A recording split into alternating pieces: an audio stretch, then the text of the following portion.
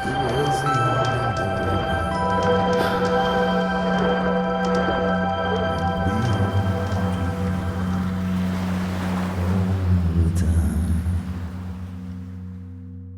we're back again every day.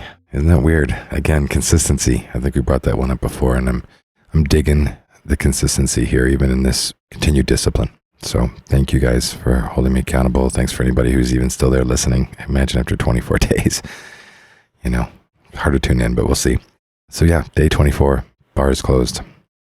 I want to go off of what I was talking about yesterday in regards to kind of our cover and how we all can be self-medicated in whatever way we are, whether it's booze or other things, and kind of keep our cover so that we really, as I was also saying before, do our best to dispel any doubt and disbelief from others, and even criticism for that matter, right? But first, I want to read a poem that actually has been really, really meaningful for me. I got a whole lot behind this. I've carried this book around for quite some time, Khalil Gibran's The Madman. These words are actually a part of a lot of my branding, as David Chang had put together some beautiful calligraphy work using this material that we both collectively decided to do together, and he supported me in on the Mixed Messages podcast. So anybody who hasn't listened to that yet, check that out. But let me just go ahead and read this and see how this flows.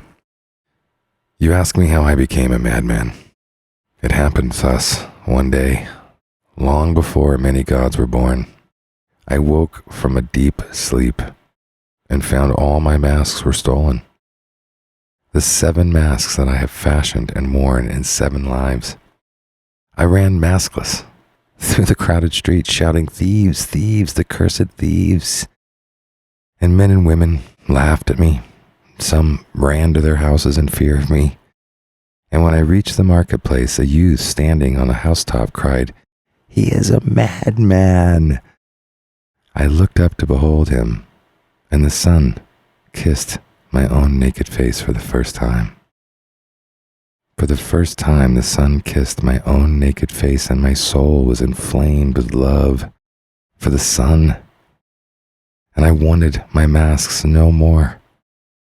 And as if in a trance, I cried, "Blessed, blessed are the thieves who stole my masks," and thus I became a madman. And I have found both freedom and safety in my madness.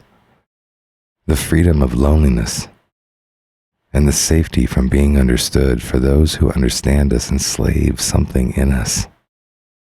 But let me not be too proud of my safety, because even a thief in jail is safe from another thief.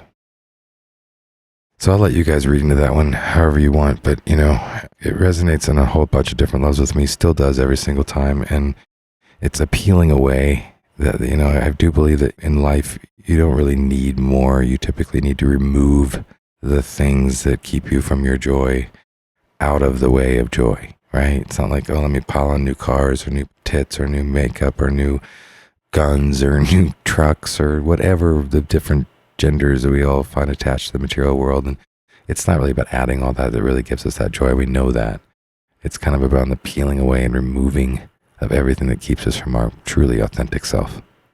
Truly us, who we really believe ourselves to be deep down. And so that's where I kind of wanted to elaborate again and kind of circle back around on what, that I think we've touched on it a few times, is again, the ability for us to be frauds and imposters in our community, in our households, in our churches, in our markets, anywhere we go, from the character flaws that we're seeing from people who play nice in one scene and then are unruly and rude and maybe racist, and other scenes that just expose them for the rotten to the core shit that they're having to deal with inside of themselves. And that just blew their cover, right? The many variations of the people who would go off the rails and have this perfect Facebook life for a long time, and then boom, now the huge cries for help and things like that completely shatter that. I'm no stranger to that. Anybody who's watched my life in the last year has seen a lot of public outcry on a number of different fronts of what I've been reaching out for in my own soul awakening. But again, the real point of it is, when are we being frauds in our life? When are we lying to ourselves first? Maybe lying from the very basis of, okay, let me just be frank, I'm not elated about my life. I'm not elated with my income. Maybe I'm not elated with exactly how I have to spend my days every day. Maybe I don't want to be behind a laptop, or I don't want to run heavy machinery, or I'm not elated with my life. And just being able to admit that, to then take it even worse and go, well, fuck, actually, I'm pretty bitter about these things, or I'm frustrated about this, or I don't feel like I can change this. We don't have those conversations because we've already reconciled that it's all too broken. And so what do? We do what we can to cope.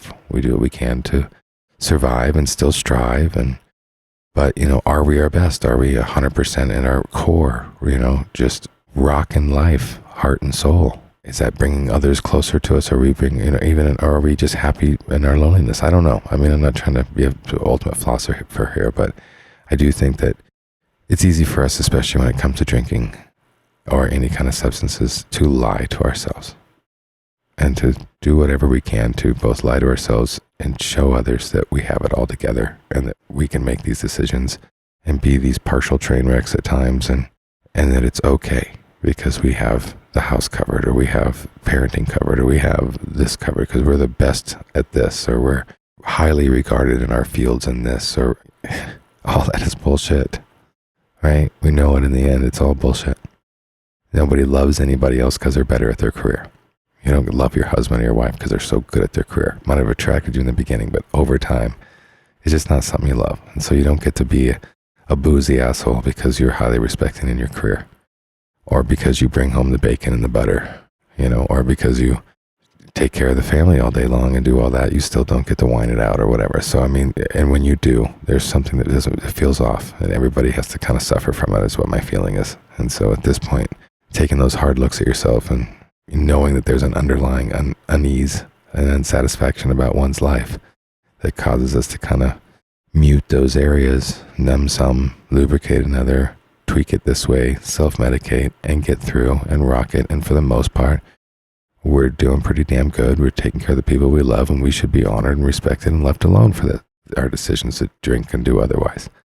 But I guess I'm here to say that it doesn't feel like that's a fair thing to ask of our family, of our communities, and really honestly of ourselves.